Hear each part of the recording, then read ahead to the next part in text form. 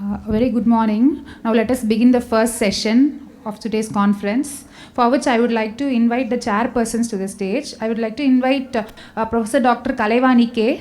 To the dais. Madam is the Director, IOG, Government Women and Children Hospital, Egmore. Madam is a past director in ISO and KGH, superintendent of RSRM lying in hospital. Madam has been a UG and PT teacher for the past 26 years. She has presented papers in various national and international journals. She has conducted workshops on basic obstetric skills and emergency obstetrics in various forums. She has won the Best Doctor Award by the Tamil Nadu Dr. MGR Medical University in the year 2018. She is the Chairman Board of Studies for Postgraduates in OBG in the Tamil Nadu Dr. MGR Medical University. Madam is Honorary Treasurer in FOGCE. Welcome, Madam. And I would like to invite the next chairperson for the first session. I would like to invite Dr. P. Josephine Rossi to the dais. Madam finished her MBBS in SRMC and RI and MD from Annamalai University. Madam is an MRCOG and she has been Assistant Professor OBG from 2010 to 2015. She is HOD and Professor of OBG from 2020 till now. She has published 2 national and 2 international journals, and she is a UG and PG faculty in FOGCE. Welcome, Madam. Over to the chairpersons. Good morning to one and all. Despite the weather conditions, happy to see so many of you had come for the conference. Without any delay, we'll start the first session. The first session will be a snap session by Dr. Fiona D Souza on karyotyping the products of conception, unveiling genetic insights. Dr. Fiona is the Head Scientific Operators, Division of Clinical Genetics, Anderson Diagnostic Services Private Limited. She has a PhD in Clinical Embryology and Pre-implantation Genetics, Manipal Academy of Higher Education, Manipal. Certified Program on Genetic Testing and Sequencing Technologies, Harvard Medical School. Certified Genetic Counselor, Board of Genetic Counseling of India. At present, she is in the management and development of diagnostic investigations in clinical genetics. Over to you, ma'am.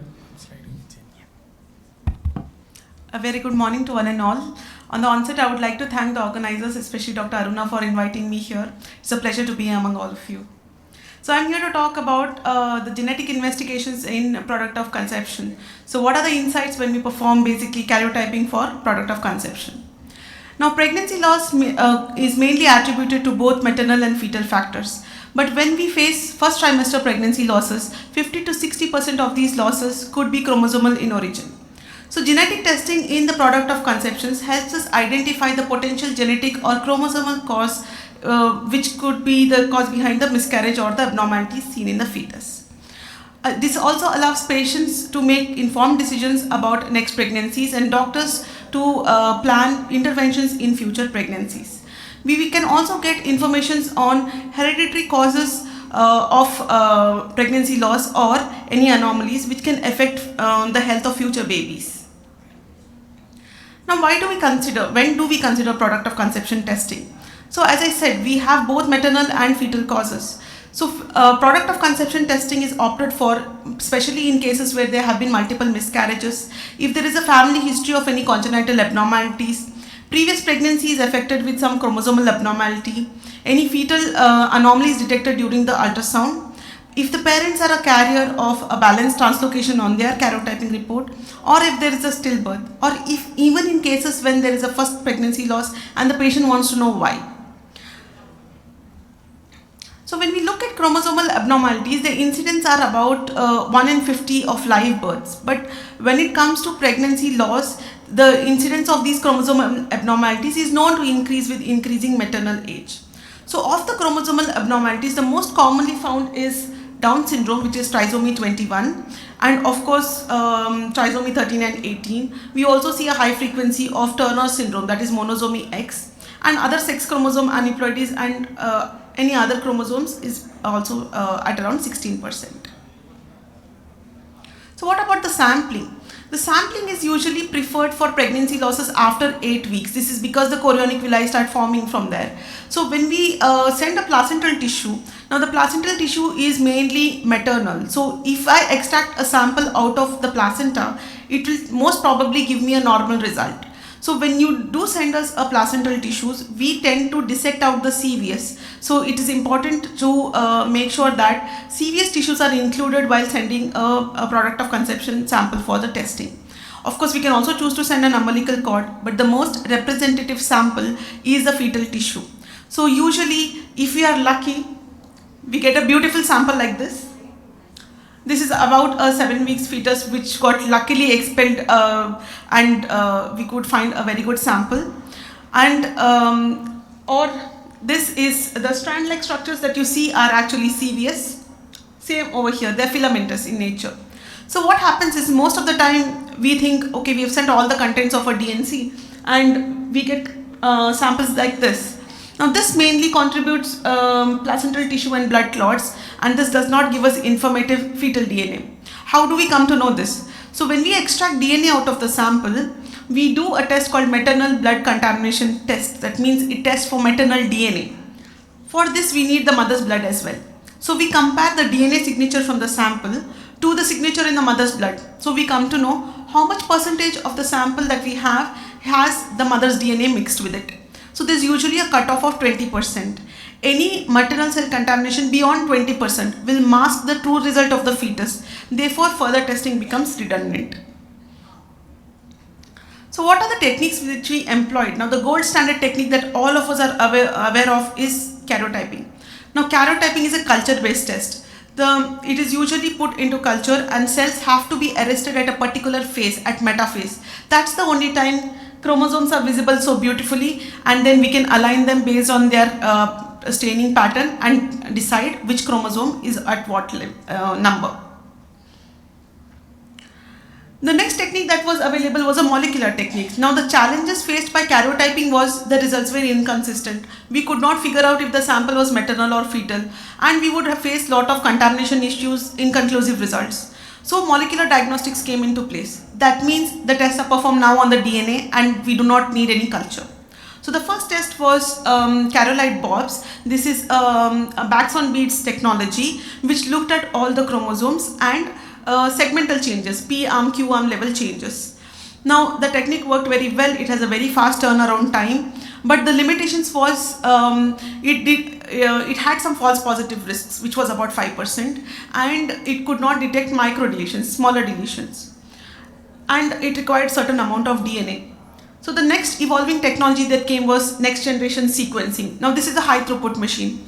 It requires very little amount of DNA, and it is very good at detecting chromosome number changes. It has got 100% sensitivity and specificity. So basically this gives you all the chromosome number changes, and it will give you a microdeletion duplication also. But this also had a resolution limit. It could not look beyond a certain point. So the final generation of test, which is now the go-to test for product of conception, is chromosomal microarray. So this is a chip-based technique which has about 350,000 probes for the entire genome, and it will give you the molecular karyotype, that is all the chromosome number changes. It can give you microdeletions and duplications down to even 5 kb. So to overview the techniques available, when we looked at conventional karyotyping, it's a gold standard technique. It can look at any number of aneuploidies, translocations, polyploidies if all the chromosomes are in extra number. But it failed 70 to 80% of the time because we were dealing with necrotic tissues and they are prone to contamination. So then we were forced to give you a FISH result which usually comes normal and it's not fully informative. Now NG's karyotyping works excellently. It's a batch-based system. It has a resolution limit of 10 MB. That was its limitation. Carolite Bobs could detect P and Q arm level changes only, but the limitations is we had lot of chromosome 9 false positives, which were not confirmed with other prenatal samples. And also the limitations with the resolution. P and Q arm is a large resolution, whereas 10 MB was lesser. But microarray, it can detect polyploidies, which NGS and Carolite Bobs could not do. That means if it's a triploidy, all chromosomes are in 3 copies, chromosomal microarray is a test that can pick it up.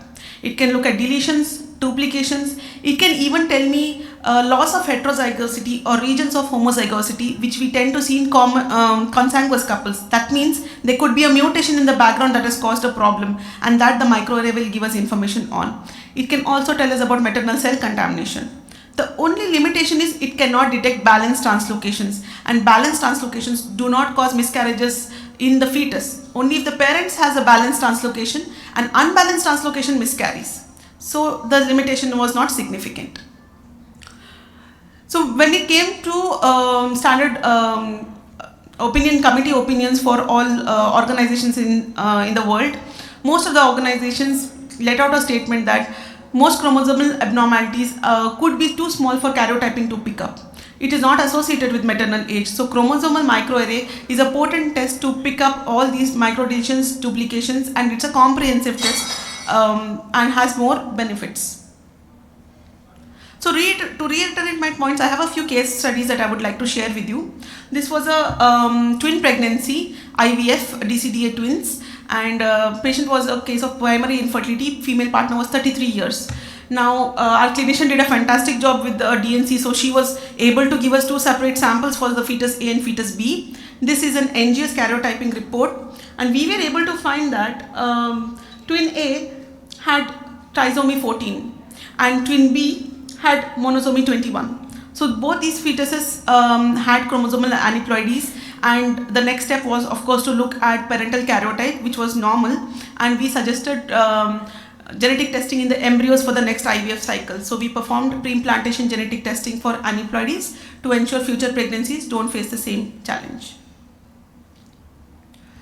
So this was a case of recurrent pregnancy loss, female partner 26, male partner 35, non-consanguineous couple. Conceived a singleton pregnancy naturally, 7 weeks gestational age, previous 3 pregnancy losses, and when we performed the microarray, we found that there was a loss on chromosome 11. This is a microdeletion, and there was a gain on chromosome 14. That was a duplication. Both were pathogenic and causative of the miscarriage. When we followed up with the parental karyotyping, the female partner was found to have normal karyotype, whereas the male partner had a balanced translocation exactly between chromosome 11 and 14. So this is a typical presentation of a unbalanced translocation, and we detect a balanced translocation in the male partner. So for their future pregnancies, they had 50% recurrence risk of such kind of unbalanced products, and therefore they were suggested IVF with pre-implantation genetic testing for structural rearrangements, PGT-SR, to avoid this risk of miscarriage. So this was a product of conception case for a female partner 27, male partner 30, non-consanguineous couple. This was an IUI conception with self-gametes, and it was a 10 weeks gestational age. Microarray was performed, and we found trisomy 16, that is 3 copies of chromosome 16. And chromosome 16 trisomy usually is de novo. Parental karyotyping was normal, and this usually occurs due to non-disjunction of chromosomes during gametogenesis. It could be maternal or paternal, it's difficult to say. Its recurrence risk was only 1%, given that the karyotyping was normal for the couple, and therefore they were asked to plan another pregnancy. So this was another very interesting case. This was a consanguineous couple, and they terminated the pregnancy at 22 weeks due to microcephaly, agenesis of corpus callosum, sloping of frontal bone with depressed nasal bridge, and small membranous VST. So the first prior testing is microarray. So we went in for a microarray, and it was normal, and multiple chromosomes showed regions of homozygosity. That means 8 to 9% of the genome had similar signatures, which is common to see in consanguineous couples. That is why, and based on the ultrasound indications, we went in for whole exome sequencing of the product of conception. We found a mutation on STIL gene, which was a homozygous deletion, and it is known to cause autosomal recessive microcephaly 7, and this was then ruled out to be the cause behind the ultrasound anomaly. The next step is to test the parents with the whole exome sequencing to make sure that the same mutation they will be carriers for. Most probably they will be an obligate carriers, but I have 2 points now. I can either go for a targeted testing for only this gene, or because the couple is consanguineous, I can directly go for a whole exome sequencing. Why? Because besides this gene, since they are consanguineous, they could be a carrier of some other mutation also, which is not manifested in this pregnancy. That is why the comprehensive test for them was offered, or a choice either to go for whole exome sequencing or for a targeted testing. So for all future pregnancies, we will plan a prenatal test because they are at 25% risk, and either or even plan IVF if they want to avoid the testing with PGT. So to conclude, there are a range of tests for us to offer when we look at product of conception testing. The primary option, if you know exactly that you're looking for, your only concern is chromosome 13, 18, 21, there is a quick turnaround test called QFPCR. It is mostly not opted for because now we prefer comprehensive testing. Product of conception testing can be done karyotyping by NGS, or now the standard go-to test is the 315K microarray. Now microarray comes in two resolutions. The lower resolution is 315K, which is standard for POC samples, and we have a 750K microarray which we prefer for prenatal samples, amniotic fluid mainly. If a mutation is suspected, based on the findings, we work with the fetal medicine and decide if a targeted approach is needed, or we can run larger panels of testing like clinical exome or whole exome. If the patient is not affordable for the testing, or they're not in a mindset to listen that why they need this test, we can always opt for DNA storage of the POC sample by POC DNA banking. This allows us to go back to the sample after even 2-3 months and then do the test. Or we have patients who have come back to us even after 10 months saying that now they're pregnant again, they would like to know what happened to the previous baby. If we have anomalies, we can also go through placental analysis, fetoplacental analysis and fetal autopsy. This is important because genetics contributes to only 5 to 10% of the problems with recurrent pregnancy loss, and a fetal autopsy gives us comprehensive information if it could be non-genetic as well.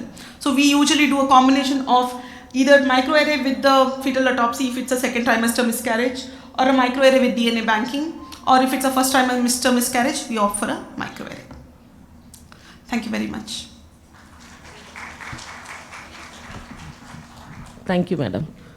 You said about DNA storage. See, normally as gynecologists, we send the sample just for karyotyping.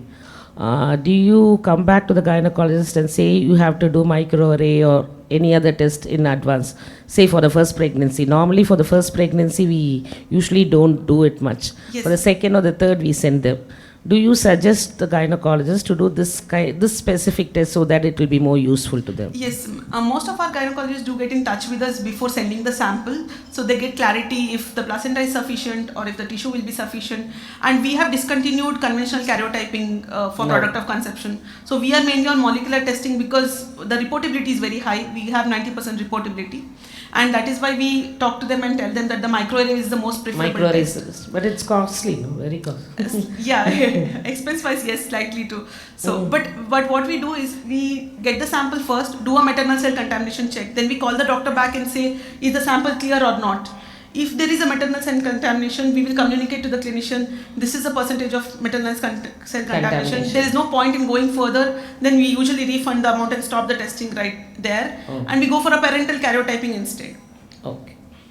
For whom do you store that DNA storage you have done it for POC? For consanguous couples, if there is an anomalous baby and... You do the testing and store, or you just keep yes, it? You do the testing and store that sample for... Yes. And even if the patient is not willing for a test right away, we can just extract the DNA and store. That is extremely economical. And usually they will be not affordable, or they're not in a mindset to listen to us that you need an expensive test now. So it's better to send the sample to you. Either you can store it for later use also. Yes, also because there are certain testing in embryos that we do. And they require one affected child to know for sure what is the impact of the mutation. So we need that sample. Many times, even we coordinate with other genetics labs to get the sample for the future testings. So most genetics labs, if you talk to them, they will store the DNA for 1 to 2 years without any significant cost. It's extremely affordable, and it gives an option to the patient. So what is your rate of contamination? We usually wash and put it in saline. Yes. And what is your rate of contamination of the samples that comes to you? So in first trimester miscarriages, depends on the gestational age. So if you are looking at a 6 to 7 weeks, 8 weeks pregnancy, the incidence of maternal cell contamination will be around 30% of the samples. 30%. Yeah. But if you are able to find the fetus, we will be able to give the report. Okay. So the fetus, cord and the placenta we are supposed to send. After 8 weeks, the reportability is very high. It's at 95% because we will have access to chorionic villus, or the fetus is large enough for us to get at least some part of the fetus in the DNC sample, because otherwise it's just a mass of cells. Thank you, ma'am. Thank you. No, ma'am. It's extremely difficult to do the test in cases of unembryonic pregnancies. We do try. In about 20% of the cases, we do get some microarray results. And unembryonic pregnancies are usually of chromosomal in origin. So if there is no fetal pole, there is no fetal tissue at all for us to do the test. That is the difficulty. Oh. Thank you. Thank you. Any more questions from the audience? It's okay. We'll move on to the next topic. Before that, we will have poll questions. So before that, I want to make sure that all of you received that voting pad. If anybody has not received, kindly raise your hands. We will provide the same. So can we start? Okay. Poll question, please.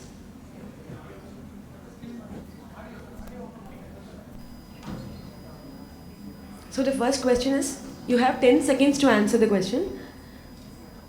After how many pregnancy losses should we offer POC karyotyping? 1, 2, 3 miscarriages, 4 miscarriages. You can start voting now.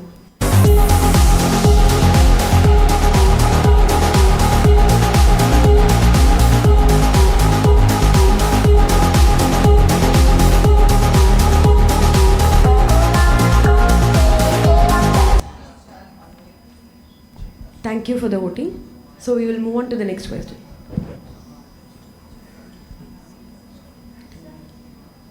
Okay. Telling the answer. So the answer for this question is 2. 2 is right answer, and maximum has voted 2 only. And 39% has answered 3. But actually the yesterday guideline says after 2 pregnancy losses, we should offer POC karyotyping. So next question, please. So what do you think is the role of POC karyotyping? Option number 1, it helps in identifying the cause of the miscarriage. Option number 2, it has prognostic value in subsequent pregnancies in terms of live birth rates. Option 3, it alters the course of treatment based on the reports. Option 4, all of the above. And your polling time starts now.